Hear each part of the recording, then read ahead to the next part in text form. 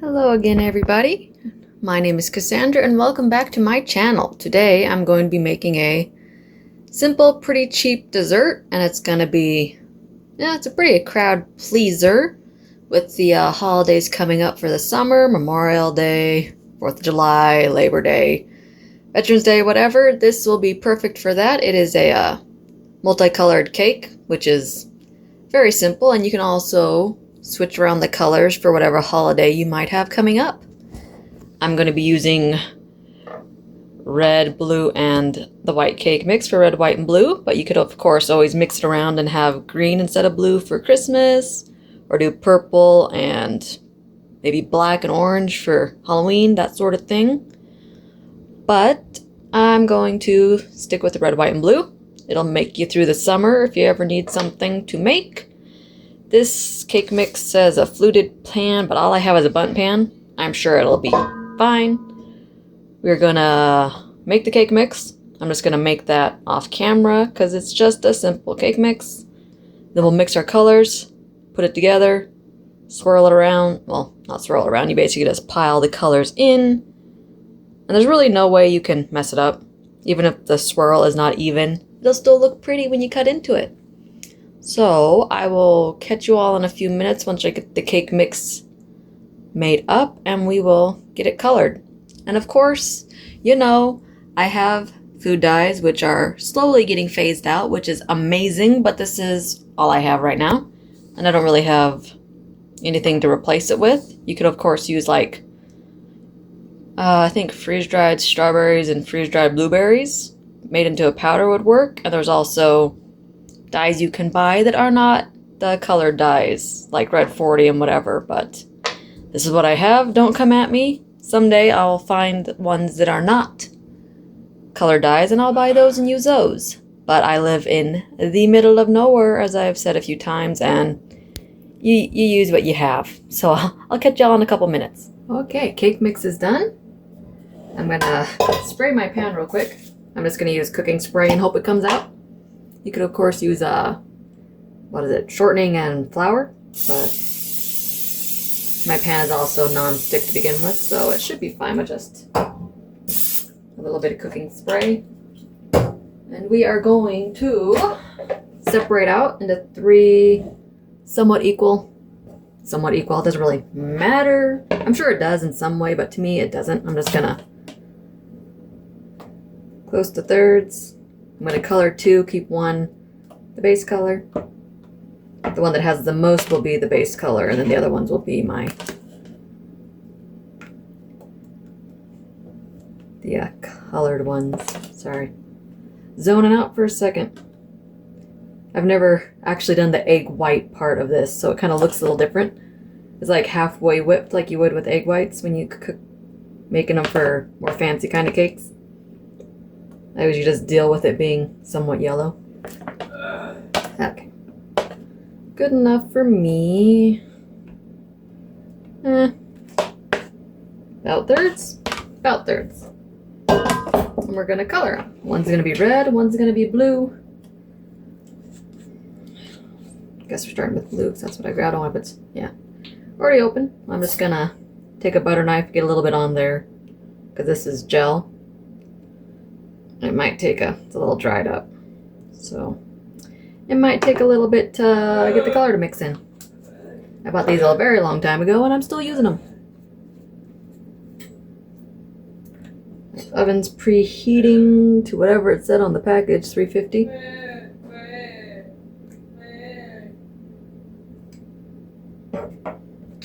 And of course, if it's not dark enough, I can always add more. But gel coloring usually doesn't need that much once you get it mixed up. Okay. Let's see.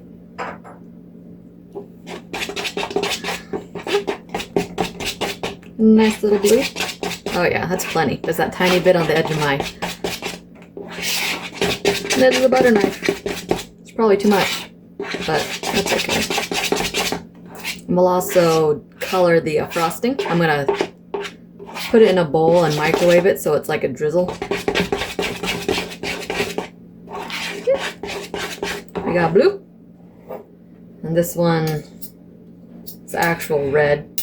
It might look more pinky, but it don't really matter in the grand scheme of things.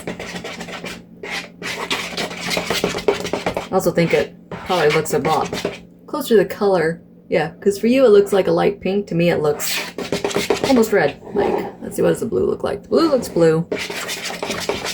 You can barely see the red on my camera for some reason. Okay, I'm gonna keep mixing these up and make sure I get all the gel incorporated, and I'll be right back. Okay, we got a... Yeah, it looks orange for you. I don't know, but it's red and blue. I got most of the color. I don't want to mix it too much because it'll make the egg whites settle weird. So I'm gonna take my pan and we're gonna start with the base color, which is the one that's gonna cook up and around the other two colors. So whatever colors you're doing, you just want an even layer.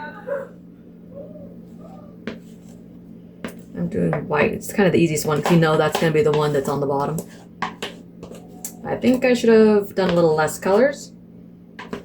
Maybe like half white and the rest split, but you know, too late now. I was thinking about that as I was mixing up. It's like I probably should have left a little bit more. I'm gonna go find a spatula real quick. All right, and then I'm gonna do blue and then red. My goal is to get it like in the center of the white, around the outside, the middle. So the white should cook a little bit faster because it's actually touching the pan, and it should cook up over the other colors. But yeah, I kind of made the ratios a little wrong. My kid is making noise in the background. I keep trying to wait for her to chill out, but it's not working, so we're just gonna go with it. When else with a kid like that, the moment you start doing something, that's when they're finally gonna start making noise. All right, we got blue. And my reddish color, just going right on top of that.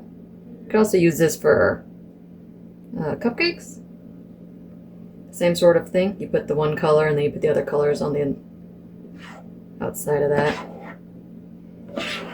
Yeah, I definitely did not do the ratios very well. It's still going to be pretty.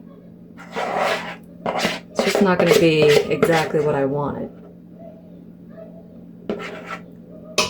But whatever. So once my oven finishes preheating, I'll toss this in. Looks like it's supposed to be, for the fluted pan, 39 to 43 minutes. 10 inches is 12, so I'm going to go for like 35 and then check it. And we'll see where we're at after that. And then we'll get the frosting made up. Okay, it took about 35 minutes, so I was about right. Toothpick came out clean. Now the goal is to see if it comes out. It's kind of weird that it's off-centered. I'm not sure why. I must have had too much on one side, but I don't really care. It's just for me and my kid. So I'm not going to be that picky. But if you are picky, make sure you have the same amount of stuff on each side. Now we're going to hope that the non-stick spray was enough to make it not stick. We're going to try to get it flipped over. I may have to do a cookie sheet and then put it onto this paint. You can tell I don't use this is my biggest plate I own. I don't use it very often. I only use it when I'm making cakes that need to be flipped over and stuff.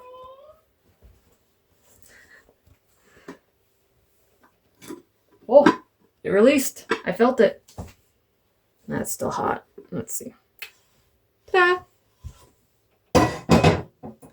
It came completely off. A nice little bundt cake. It has a nice little decoration. And yeah, I should have used more white. If you're trying to do like a color reveal to make it less noticeable, do like half white or half the main color and then the color inside. It won't show up as much, but it still looks like it's supposed to. But I have to let it cool all the way before I can frost it. So I'm going to let it cool for like an hour or so, and then I'll take my frosting, put it in the, oh my gosh, it already has colors in it just to make it white. Whatever. Do my frosting. I haven't decided if I'm going to color the frosting or just use it as white frosting. I may just use it as white frosting just to, yeah.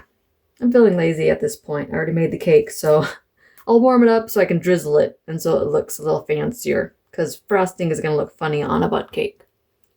Anywho, it came out. I'm excited. I'm going to wash my pan now and wait for this to cool. Okay, cake is finally cooled off. I got about half the container of frosting, about 30 seconds in the microwave, and we're just going to drizzle. You know, drizzle? I decided not to color it because it already technically has food dye in it. You could, of course, put it in a piping bag if you want it to look like perfect.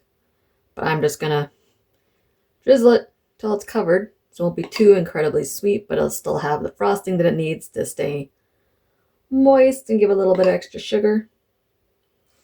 The rest of my frosting will get used for something. Maybe some graham crackers. And frosting's always good. As a sweet treat later on. It's in my fridge now. Okay, I'm gonna finish scooping.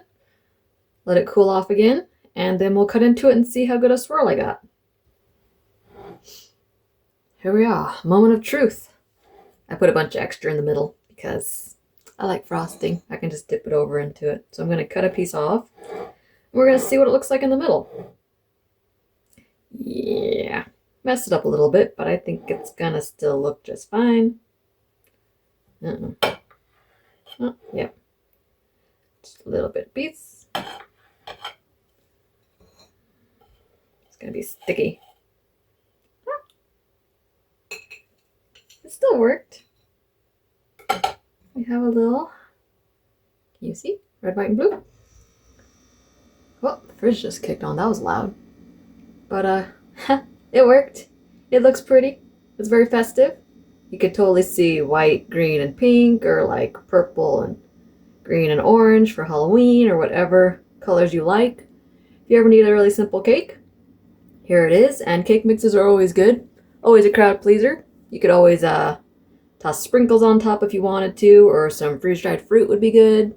Fresh fruit and just a glaze would be good also. But it's an easy way to spruce up your plain cake mix and make your next gatherings extra special. Oh well, I'm going to go eat this little piece of cake. I hope you all enjoyed my little video. If you do, toss me a like and subscribe. And I will catch you next time. Later!